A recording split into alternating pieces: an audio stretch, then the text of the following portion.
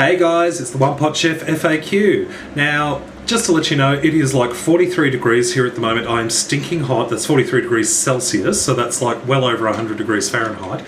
I've got the fan on behind me here, so you might hear a bit of noise in the background because I'm not turning the fan off. Last week I put up a video on YouTube asking people to send me questions to answer about myself, my time on YouTube, how I make my videos, or whatever they like. I got something like 50 or 60 questions. I'm not going to be able to answer them all because I just don't think I'll fit them all in one video, but I'm trying to answer as many as possible. So let's get into it. I'll start with technical questions because I've got a few of those. What kind of camera do I use? I use a Canon FS100. It's a little mid-range camera. It costs about $300 Australian. It's nothing flash. It's basically just a simple camera. You just point and shoot. It's very easy to use, easy to connect to the computer. What kind of software do I use? I've got my screen here. What kind of software do I use to make the videos? Up until about 3 months ago, I was using Windows Movie Maker, but I have since changed over to the dark side and I've got myself a Mac. So I am now using iMovie 09, which, can I just say, is the best thing I ever did in my entire life, because editing videos on Windows Movie Maker was akin to wrestling in a bowl of treacle. It was slow and it's annoying and it would crash randomly for no apparent reason, and when you edit things, it would edit things in the wrong place, and so when you saw the final result you would find it would cut off the end of scenes for no apparent reason or would add extra footage that wasn't there, and it was absolutely irritating. iMovie on the other side was absolutely fabulous. It works so quickly. It literally takes me 20 minutes to edit a movie now, where it used to take me like an hour and a half. So, yay to iMovie. What is your opinion about 2012? Do you think the world will end or something like that?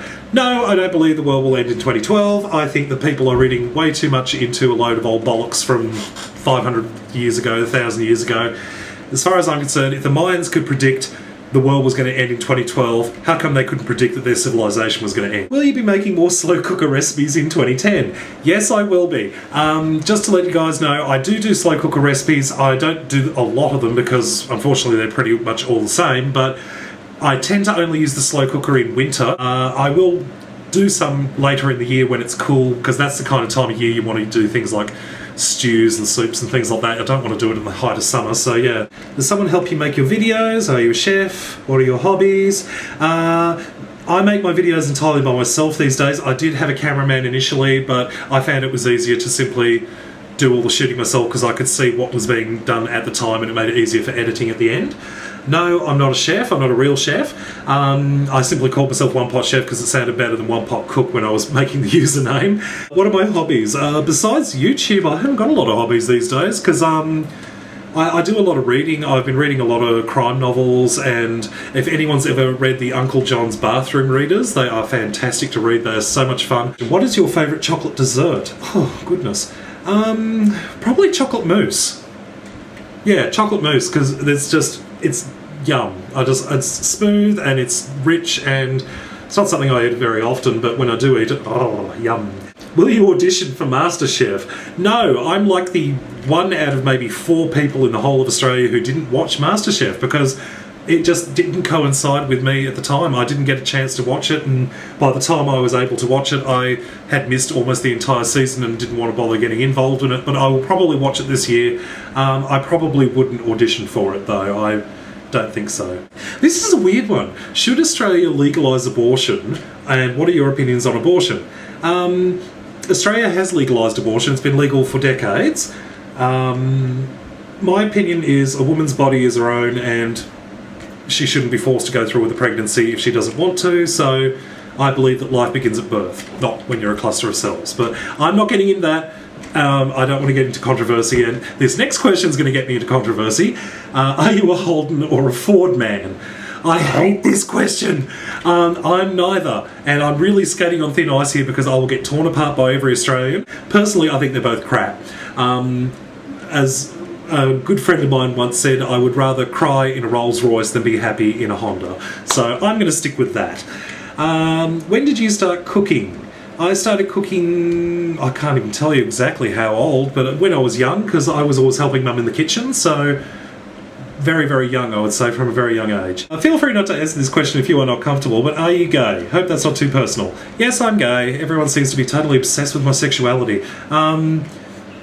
I'm not uncomfortable about that, and I don't see why I should be. I'm quite happy to discuss that. I've actually mentioned it in several videos, so I don't know why people keep asking, am I gay, like sort of whatever. It's the 21st century, don't ask people what their sexuality is because it just makes it look like you're hitting on them. How do you come up with such amazing recipes?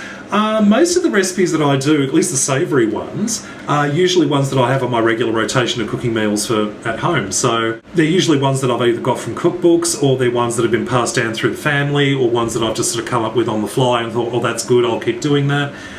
With the sweet stuff, most of it comes from a couple of my favourite cookbooks, mainly because I don't actually do a lot of sweet cooking myself. In fact, whenever I actually cook sweet stuff, I rarely actually eat it, especially when I'm doing the videos. Usually my friends sort of scoff into it. So, what's the meaning of love? True blue Australian. Paulie asks, what's the meaning of life in non-numerical form?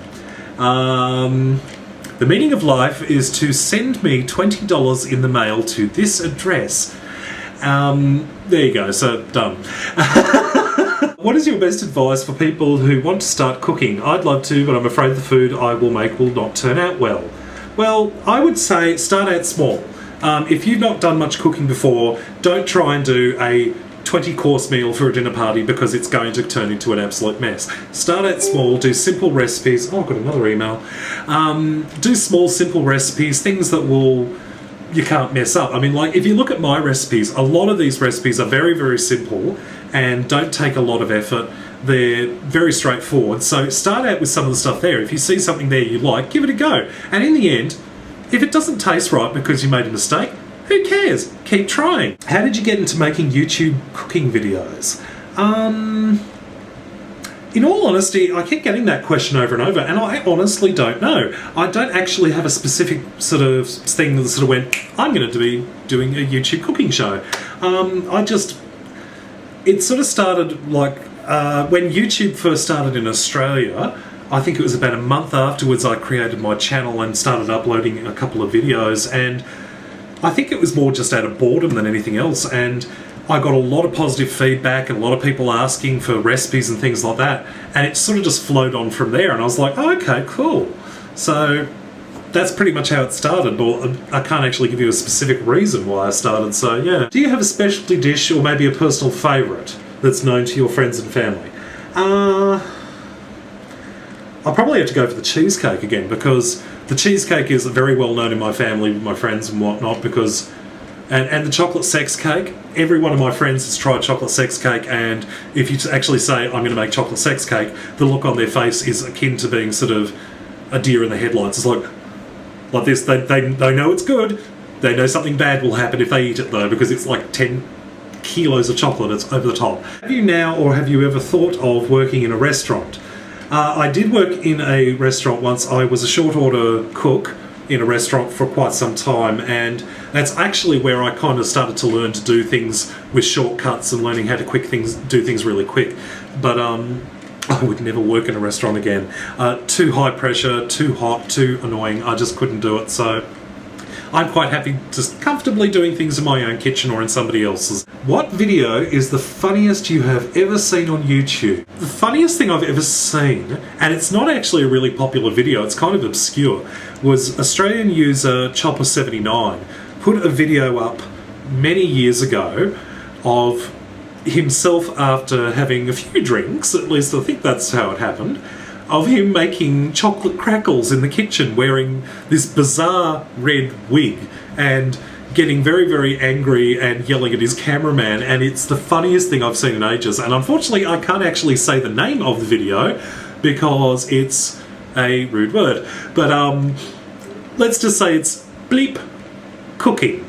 And if you go to his channel, I'm sure you'll find it if he hasn't deleted it already. But that was probably the funniest thing I've seen in ages, was him absolutely going mental over making chocolate crackles. What do you recommend baking or cooking for Valentine's Day? There's got to be one answer and one answer alone: chocolate fruit fondue. Simply get a fondue set. You can get these chocolate fondue sets from department stores, kitchen shops, they're usually around 20 or 30 bucks. You basically put the chocolate in the top and you can light a little tea-light candle underneath it and it will melt the chocolate. And using skewers, you can dip strawberries and pieces of fruit, marshmallows and things like that into the chocolate, and you feed it to each other. It's beautiful, very romantic, and let's just say the melted chocolate, when it cools off a bit, doesn't just have to go on fruit. Alright, I'm going to wrap this up.